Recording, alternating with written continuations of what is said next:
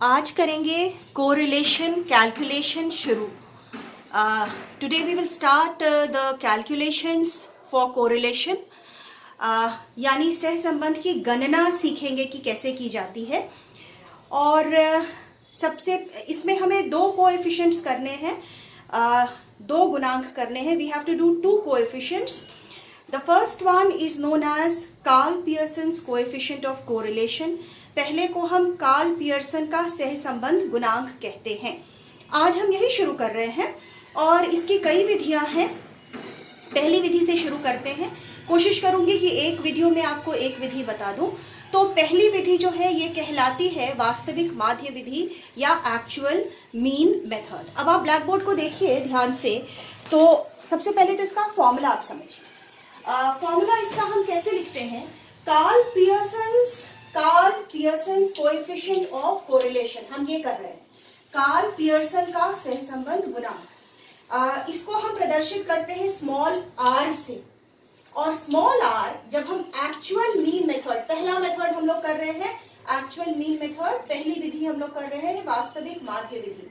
और इस विधि से आर का फॉर्मूला है R is equal to summation, इस साइन को हम समेशन कहेंगे, small x into y divided by n sigma x sigma y. बच्चों MA में अब ये अज्यूम कर लिया जाता है, ये मान लिया जाता है कि आपको मीन निकालना आता है और आपको स्टैंडर्ड डेविएशन निकालना आता है.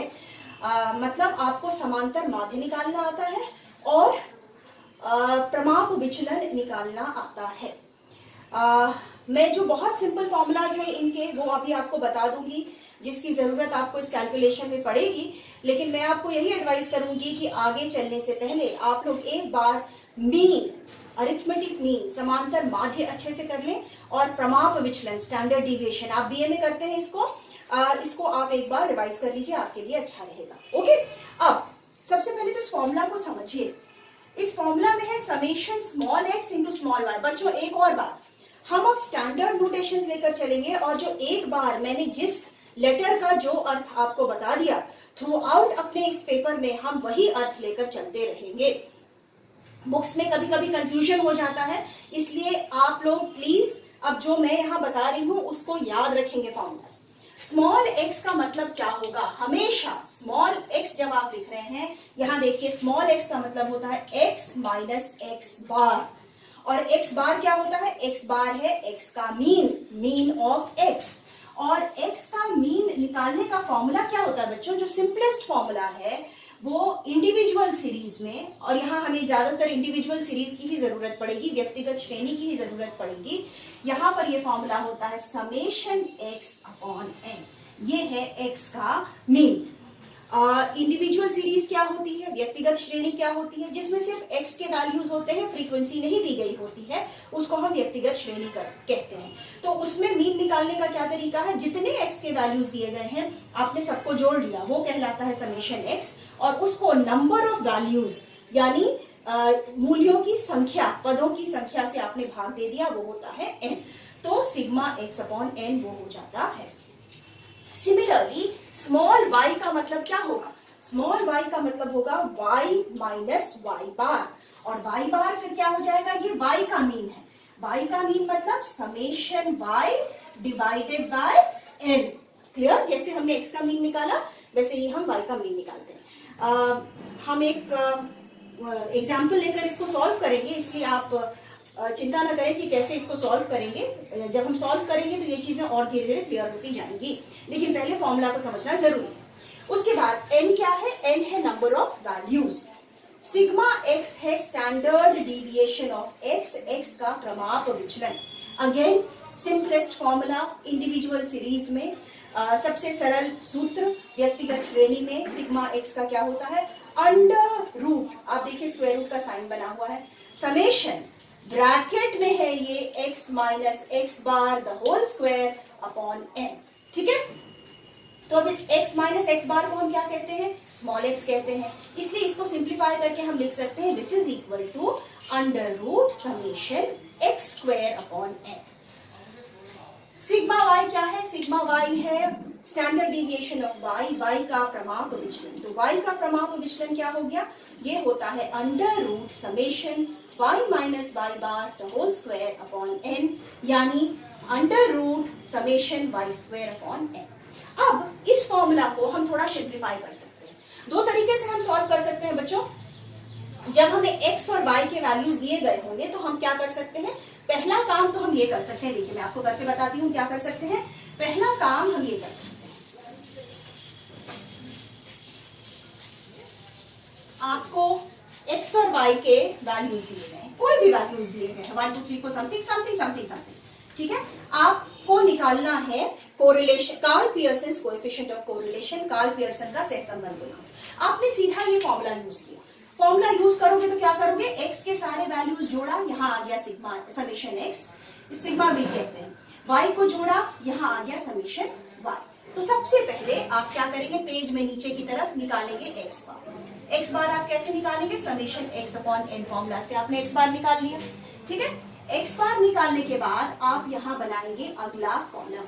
अगला कॉलम क्या कहलाएगा, x माइनस एक्स बार, यानी ये क्या है, ये स्मॉल x है हमारा, ठीक है ना।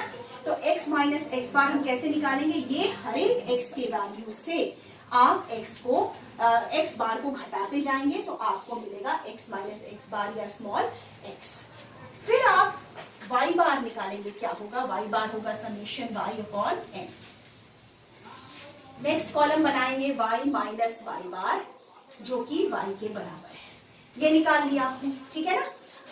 तो x और y निकल गया। अब आपको क्या चाहिए, अब आप निकालेंगे समेशन x इंटू वाई, है ना, तो अगले कॉलम में x इंटू वाई, यहाँ पर जो जो वैल्यूज आए उनको मल्टीप्लाई करके आपने यहाँ लिख दिया, तो यहाँ मिल जाएगा समेशन x इंटू वाई। उसके बाद अलग से आप स्टैंडर्ड डिविएशन निकालेंगे, सिग्मा x, कौन सा फॉर्मूला यूज करेंगे, under root summation x square upon n। तो आप यहाँ एक और कॉलम अब आप बनाएंगे, मैं मिटा रही हूँ, मेरे पास जगह नहीं है ब्लैक बोर्ड पे, आप ये सब कैलकुलेशन नीचे करेंगे। यहाँ आपने निकाल लिया x square, summation x square, इन सबको जोड़कर नीचे आएगा, ये यहाँ जो वैल्यूज आए हैं इनको स्क्वायर कर देंगे। फिर आपने निकाल लिया वाई स्क्वायर, यहाँ निकाला समेशन वाई स्क्वायर, तो समेशन सिग्मा एक्स निकाल लिया, फिर सिग्मा y निकाला, summation y square upon n। उसके बाद इन सारे वैल्यूज को आपने फॉर्मूला में सब्स्टिट्यूट किया और फिर आपका कोरिलेशन कोएफिशिएंट आ गया। एक तरीका ये है करने का। दूसरा तरीका क्या है, हम थोड़ा सा इस फॉर्मूला को सिंप्लीफाई कर सकते हैं। कैसे सिंप्लीफाई कर सकते हैं मैं आपको अभी बताती हूँ, और उसके लिए अब मुझे यहाँ मिटाना पड़ेगा। आप देखिए, सिर्फ ये दोनों फॉर्मूलाज रहने देती हूँ। ये देखिए हमारा फॉर्मूला क्या है, हमारा फॉर्मूला है r is equal to summation x y, इसको तो ऐसे ही हम रहने देते हैं, डिवाइडेड बाय n। अच्छा, सिग्मा x की जगह हम ये फॉर्मूला लिख देते हैं। सिग्मा x का फॉर्मूला क्या है, under root summation x square upon n, clear. और सिग्मा y का फॉर्मूला क्या है, under root summation y square upon n, right, ठीक है। अब हम इसको थोड़ा सिंप्लीफाई करते हैं। ये देखो, इसको जब सिंप्लीफाई करेंगे तो ये हो जाएगा, this is equal to summation x y divided by n into, ऊपर तो रूट हम रहने देते हैं, summation x square into summation y square, और नीचे बच्चों क्या आ जाएगा, root n into root n, ठीक है ना। ये n वाला रूट हमने अलग कर लिया। अब root n into root n क्या होता है, n होता है, ठीक है। तो इस n से ये कैंसिल हो जाएगा, तो हमारा फॉर्मूला और सिंपल हो जाता है। और हमारा फॉर्मूला अब क्या हो जाएगा, r का, अब देखो यहां लिख रही हूं, हमारा फॉर्मूला हो जाएगा summation x y divided by under root. अब हम दोनों रूट को भी एक साथ हम लिख सकते हैं, तो ये हो जाएगा under root summation x square into summation y square. तो हमें हमारा सोल्यूशन करना अब आसान हो जाएगा, सॉल्व करना आसान हो जाएगा प्रॉब्लम को। क्यों? क्योंकि अब हमें सिग्मा एक्स और सिग्मा वाई अलग से निकालने की जरूरत नहीं है। टेबल आपका इसी तरह बनेगा वैल्यूज का, x y, x minus x bar यानी x, y minus y bar यानी y, x y, x square, y square. और हमने सीधा हमें अब कुछ नहीं करना है, सिग्मा एक्स सिग्मा वाई अलग से, ये जो हमने अलग से पहले निकाला था वो नहीं निकालना है, हम सीधा इस फॉर्मूला में सब्स्टिट्यूट करेंगे। तो मेथड 1 का फाइनल फॉर्मूला एक आप ये याद रखिएगा, और पहला फॉर्मूला तो ये है, इस फॉर्मूला को सिंप्लीफाई करके हम इस तरह से भी लिख सकते हैं। ज्यादातर हम ये फॉर्मूला यूज करेंगे जिससे कि हमारे लिए सॉल्व करना आसान हो। सीधा एक्स वाई हमारे पास है, एक्स स्क्वायर हमारे पास है, वाई स्क्वायर हमारे पास है। इस इक्वेशन में हमने इन तीन वैल्यूज को सब्स्टिट्यूट किया, हमारा Karl Pearson coefficient of correlation यानी आर आ जाता है। इस वीडियो को मैं यहीं खत्म कर रही हूँ। इसके बाद एक वीडियो अपलोड करूंगी जिसमें एक क्वेश्चन सॉल्व करके मैं इस फॉर्मूला से आपको बताऊंगी।